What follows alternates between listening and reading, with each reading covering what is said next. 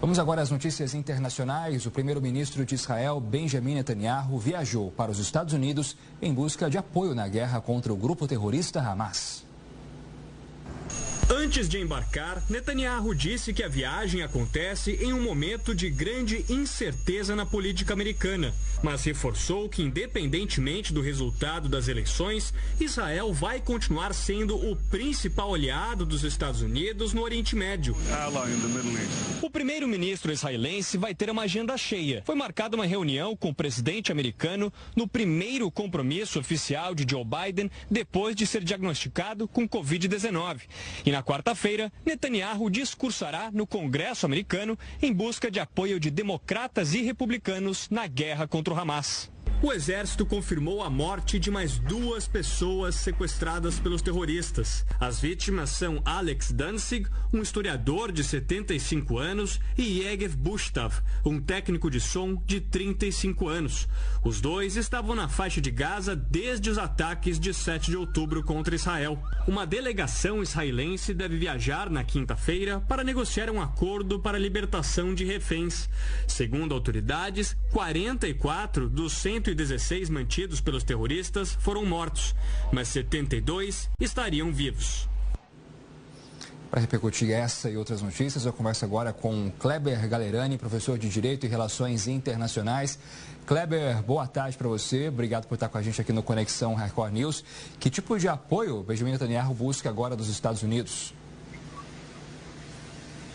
Boa tarde, Jonathan. Boa tarde aos telespectadores da Conexão Record News.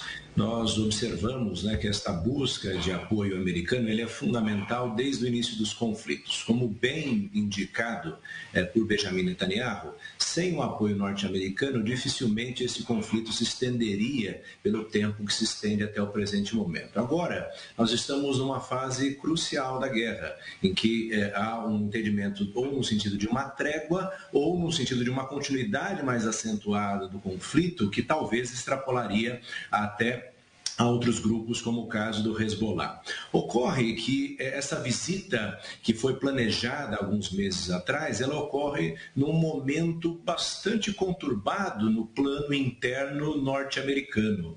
Ou seja, esses eventos que vêm ocorrendo nesses últimos dias nos Estados Unidos da América, como o caso da tentativa de assassinato de Donald Trump, bem como a desistência da corrida presidencial por conta de Joe Biden, fazem com que o olhar americano, seja da opinião pública, seja também da dinâmica política, esteja mais voltada para o plano interno do que para o plano externo. Então, o time, ou seja, o momento em que essa visita é realizada, talvez desmobilize um pouco aquilo que seria o desejo de Netanyahu de conseguir, por exemplo, mais recursos para a continuidade desse conflito. Isso parte por uma unidade política, parte por uma busca, como nós teremos na quarta-feira, esse discurso no Congresso norte-americano, uma busca para, de algum modo, angariar o apoio tanto de democratas quanto de republicanos. Ocorre que muitos analistas, inclusive dentro dos Estados Unidos e também Israel, dizem que esse não é propriamente o momento certo, Jonathan.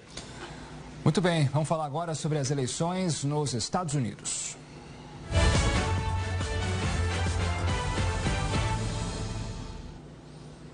A vice-presidente Kamala Harris se consolidou como a grande favorita para enfrentar Donald Trump pelo Partido Democrata. Ela conquistou um recorde de arrecadação de fundos após a desistência de Joe Biden. Nesta segunda-feira, a equipe de Harris informou que ela arrecadou 81 milhões de dólares para a campanha nas 24 horas desde que Joe Biden desistiu da corrida à reeleição e apoiou a vice-presidente.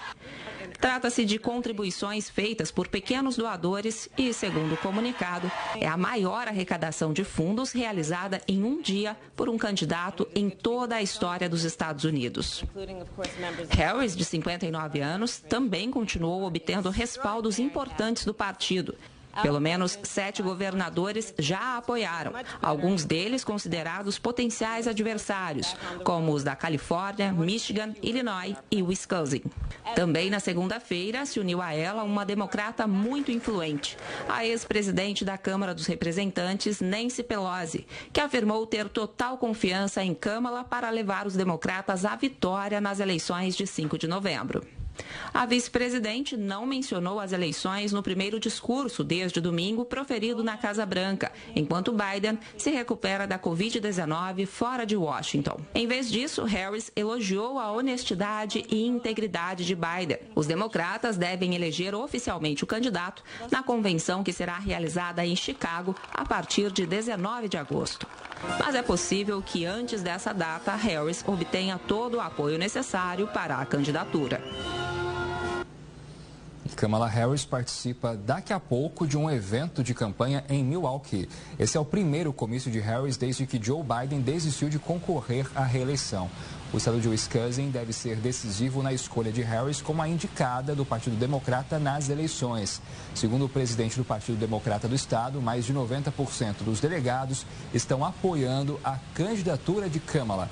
Para analisar essa candidatura, eu volto a falar com Kleber Galerani. Professor, Kamala provavelmente será a escolhida do Partido Democrata. Qual é a análise que o senhor faz?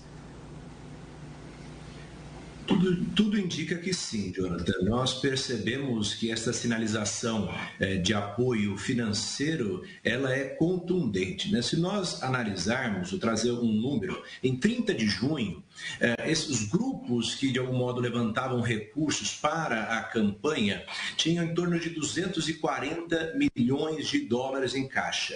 Somente em 24 horas, conforme foi veiculado agora há pouco, nós tivemos uma arrecadação de 81 milhões de dólares. Ou seja, em 24 horas foi arrecadado 1/3 de todo o valor que tinha sido arrecadado até 30 de junho. E isso depois desta desistência por parte de Biden.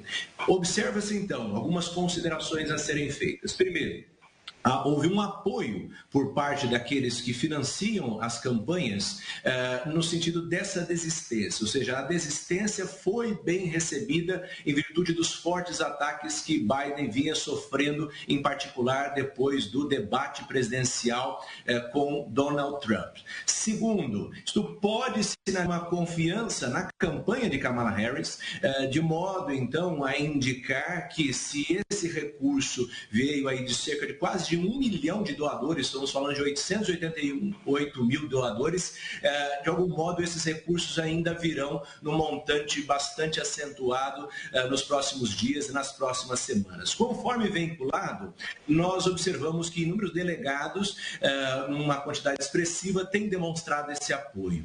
Terceiro, quanto maior a quantidade de recursos ingressar, maior visibilidade para a campanha, e isso ajuda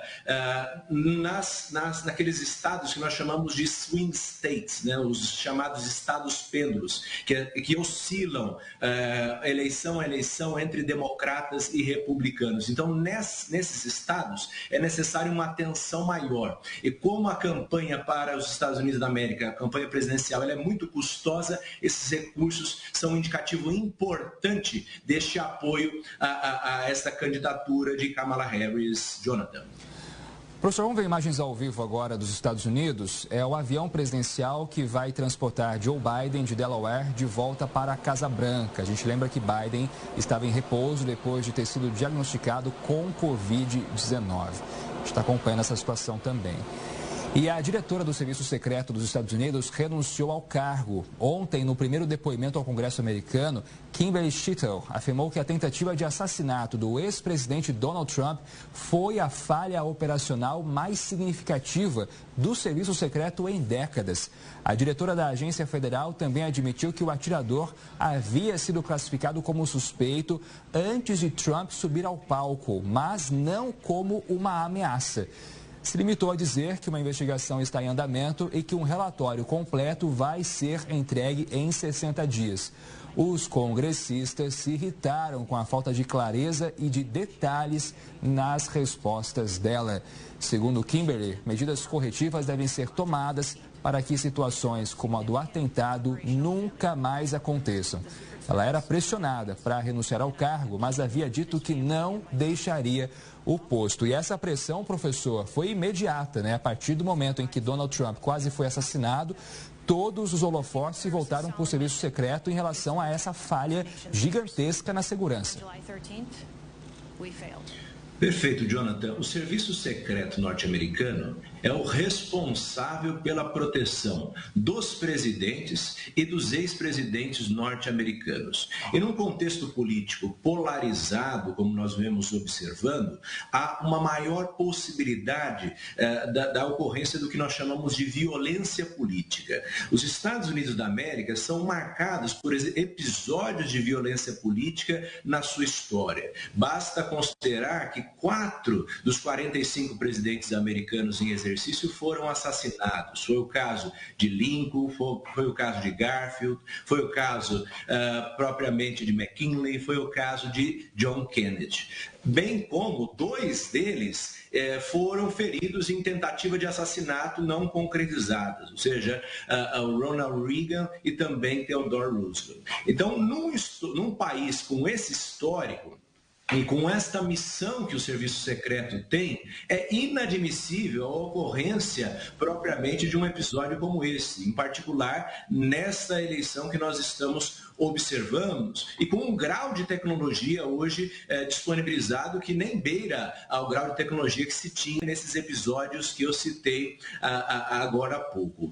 Basta observar também que já tinha sido monitorado essa determinada pessoa para determinado ataque e tinha sido visto propriamente como uma pessoa suspeita.